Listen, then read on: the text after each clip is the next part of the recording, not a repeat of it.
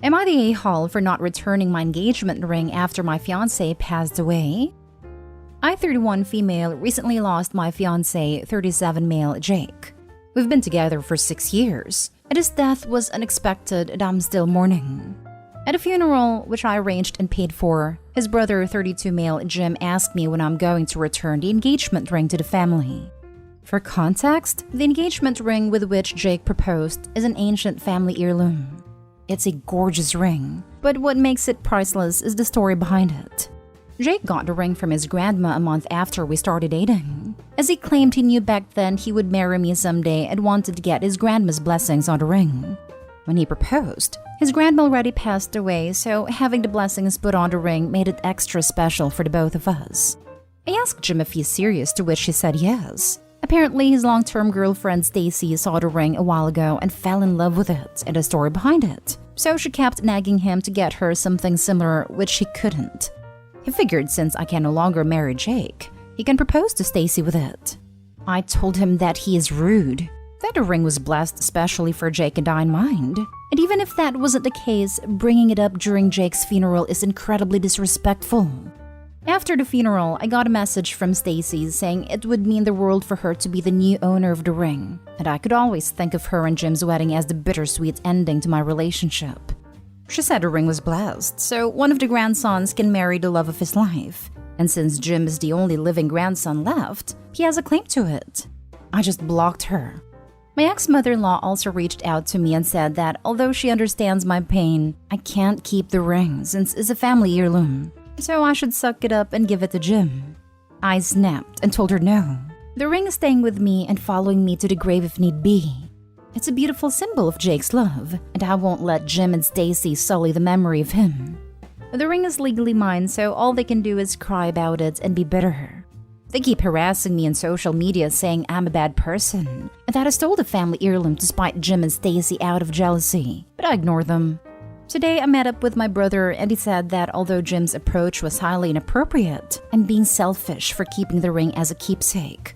I could always wear different jewelry that Jake bought me in his memory, but they could never replace an heirloom that's been in their family for generations. I'm now back home and I can't stop thinking about it. Up until this point, I was sure I did everything right, but maybe I'm just being blinded by my grief. A friend suggested I ask for an objective opinion and recommend this place. So am I the a-hole? Now for the top comments before reading the little update. Since you paid for the funeral and they didn't, offer to sell them the ring back for the cost of the funeral. If you're not family entitled to keep the heirloom in their opinion, you shouldn't have had to pay for the funeral expenses. The brother was an a-hole to ask for it at the funeral. Otherwise, keep it. Not the a-hole. Exactly my thoughts as well. They didn't chip in a cent, it seems, for the death of their son or brother. You were family enough to pay for the funeral.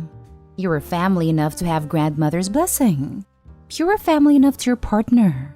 The ring is yours, OP. The memory is yours. Gift it to someone whose love you want to bless, if you so choose. Otherwise, do what makes you happy, not a-hole. This is exactly how I feel about it. It's not like OP just showed up. They'd been together for 6 years, and the owner of the ring gave it for her. The brother approached her at the funeral that OP arranged and paid for and asked for the ring. That was horrifically inappropriate and cold-hearted. So, in the middle of the funeral, I feel like I can't stress this enough, the brother demanded the ring back. And now, over however many days or weeks of grieving, several people are harassing OP for this ring. The ring given to her by her fiancé, that again was given by her grandmother. Not a-hole OP. Please just block them all. What kills me is the fact his girlfriend says to see them marry as a bittersweet ending to her relationship. If I was in her shoes and with how they approached, I understand wanting a family heirloom back. But they didn't help with the funeral. It was all being extremely insensitive towards her losing someone she loves. I wouldn't want to do them any favors either. Not sure if it'd be grief, spite, or right on my end, but they certainly could have handled that a lot better. Not stay home. They don't want it back because it's a family heirloom. They want it back because Stacy is shallow and Jim can't spend the money. If he could buy the same ring, they wouldn't care, but are using the family BS to manipulate you. Tacky and disgusting. I can't possibly imagine asking someone who lost their husband for the engagement ring back. Now for the little update. I'm writing this to answer some commonly asked questions and because I think I've made up my mind on what to do with the ring. 1. I met Jake's grandma. She passed away a year before our engagement, and by that time I was already introduced to the family. 2. We were supposed to get married on October 31, 2022. We met during a Halloween party, so we thought it was fitting. My brother helped me cancel the wedding venue and catering since I didn't have the heart to do it. 3. We don't have children. Due to personal reasons, we never planned on having any biological kids. However, we did plan on adopting/fostering after our marriage was finalized. 4. Stacy did mention a couple of times how gorgeous my engagement ring is and asked if she could try it on, but I refused. Back then, I thought she was just trying to hint to Jim he should propose already. Didn't think she was actually interested in the ring itself. 5. The ring is legally mine. In Jake's will, I'm written as the beneficiary. The will was written 2 years ago and hasn't been changed since. 6. Jake passed away in a work-related accident. I claimed life insurance, plus sued the company he worked at since I believe his death was due to their negligence and could have been avoided. I'm currently in the legal battle with the company. 7. I paid for the funeral because I wanted to make sure everything was organized the way Jake would have wanted it. As horrible as it sounds, I was financially well off before Jake's death, and now due to his will, life insurance and company compensation, I'm practically rich. So I had the funds to organize him a really nice funeral. 8. When I told ex-mother-in-law that I'll take the ring to my grave, I meant it.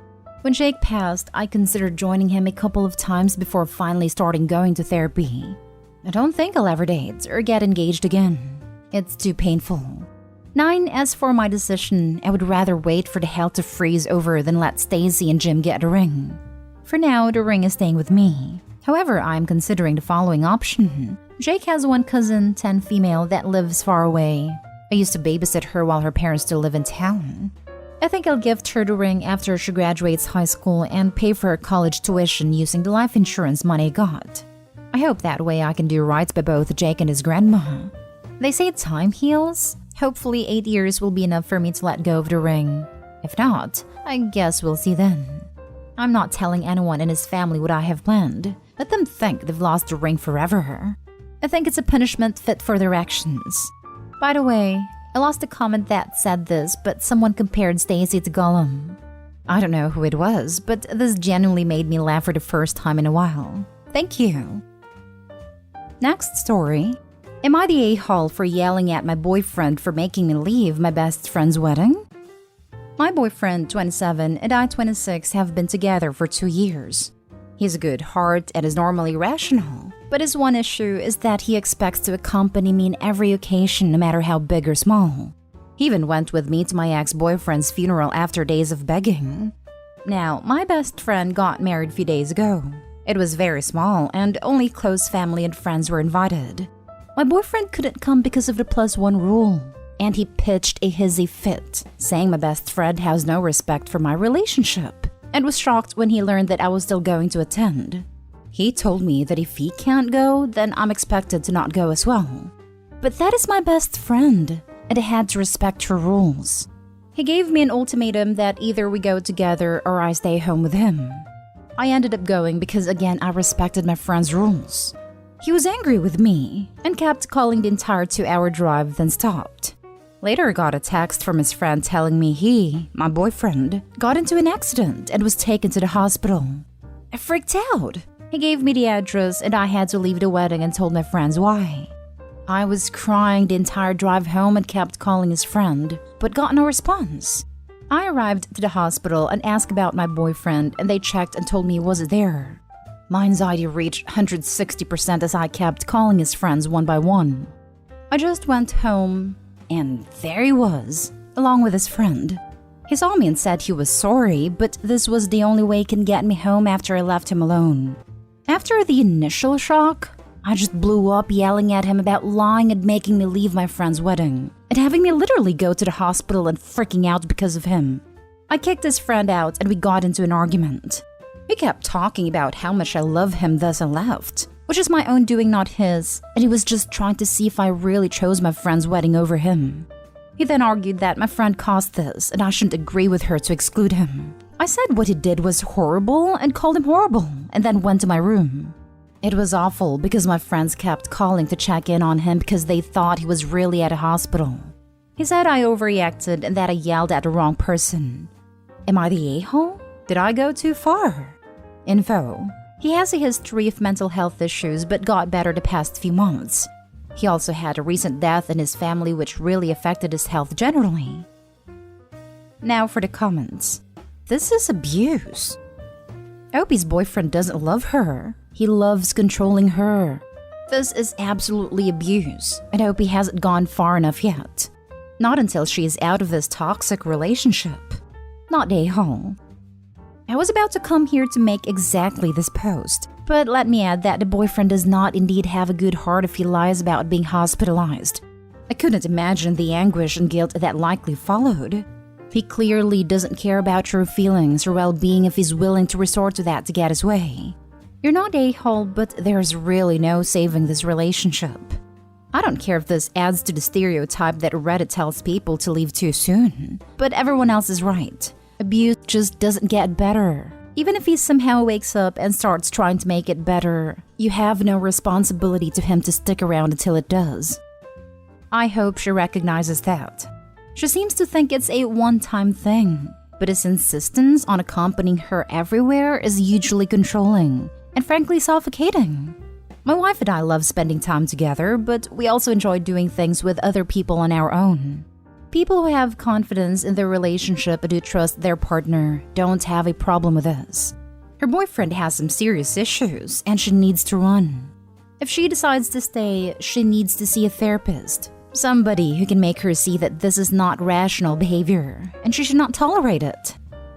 Not stay home. This is called coercive control and is a form of domestic violence. You should leave for sure. This. Opie, I dated a guy like this in my early 20s. It does not get better. Run. Opie needs to be very careful leaving. She needs to find a safe house that boyfriend doesn't know about. Yep. I had a friend who dated a guy who constantly threatened to end himself over things like her forgetting something at a grocery store or not staying home with him when he had a cold. It kept her nervous and on eggshells, careful not to upset the a-hole. I was so happy when she finally kicked that useless a-hole to the curb. Now for the last story. Am I the a-hole for siding with my mother when she and my wife got into an argument? My wife and I had our first child around 2 months ago. She was home isolated during her entire pregnancy after the 6-month mark because of some pregnancy complications. We had also agreed that the first 2 months after birth that our parents and siblings would be the only ones allowed to visit and see the baby, and our friends and the rest of the relatives could wait. As soon as the baby turned 2 months, my wife started trying to get back into her social life again. Sometimes she'd bring the baby with her, but sometimes she'd expect me to babysit. Whenever I couldn't babysit, she'd call her mom to ask her if she could care for the baby for a few hours. My wife's a great mom and she truly cares for our baby, but it's frustrating how she feels the need to go out the entire time. One day, while she was out shopping with a friend of hers, I was babysitting the kid, and my mom visited me and asked where my wife was. I told her that she's out with a friend. My mom got very mad about how my wife went out, and she told me I have no backbone for not calling her out and telling her to stay home with the baby. I told my mom I'll handle this, but my mom waited until my wife got back home and she started scolding her. It wasn't a proud moment of me, and I really didn't want my mom to get involved, but my wife needed to hear it from someone else too. My mom told my wife that she is irresponsible and that she should cut down her meetings with friends and stay home to care for the kid as a proper mother would. My wife tried to defend herself, saying how I was always out with my friends both during her pregnancy and after she gave birth. But both I and my mom tried to explain how me going out is not the same as her going out. My mom told her that the little walks and coffee hangouts with her friends are over, and that she better get used to the fact that her social life will now be limited. It sucks, but that's how it is. I agreed with my mother and all that, and my wife is not speaking to me for days. She even sleeps in the guest room now and took the baby's crib there as well. She will only cook for herself and the baby and not for me. My mother-in-law and my sister-in-law have texted me saying I was a huge a-hole for this, and so was my mom. So I should not be surprised my wife is acting like that towards me. You're the a-hole. Notice how you say taking care of your own kid is babysitting? You didn't even mention the amount of time she goes out versus you. But you just want us to trust you that it's different for you? You don't even mention speaking to your wife before your mom said anything. Too bad your wife has 2 kids at home. Hopefully she sees the light and leaves the whiny entitled one. Genuinely hoping she gives that entitled one back to his mother. You're the a-hole simply for referring to look after your own child as babysitting. Yep, absolute he's the a-hole. I'm not gonna lie, I only read as far as babysitting the kid and that was enough for me. I knew I was going to put you're the a-hole just from the title, but good lord, you really suck. You and your wife decided to become a family and team when you got married, even before the baby. Your mom is now extended family. She should never feel comfortable to scold your wife, especially in her own home. And that's your job to set the boundary. Both of you are the parents to that baby. You are not babysitting, you are being a parent. I'm going to assume your wife stays home with the baby and you are the breadwinner. So not only are you interacting with adults daily, but you're getting an uninterrupted lunch break. And even getting alone time in the car and to run any errands before or after work. Your wife is home with the baby completely dependent on her all day long. She has to stop everything for feedings. She can't just take a nap, take a shower, or even go to the bathroom without listening and worrying about the baby. She deserves time with other adults or even just herself to remain sane. Postpartum depression is so serious, and unsupportive spouse increases it so much. He literally went out while she was on bed rest. She probably felt so isolated and alone, worrying if this new baby she was responsible for growing would be okay, and you were out with friends. But God forbid she shops for a few hours. Don't be surprised if she leaves you with your mommy in the future. This. I hate when part-time parent says they babysit, normally complaining about how the full-time parent needs a break and they feel forced to babysit. You're the a-hole.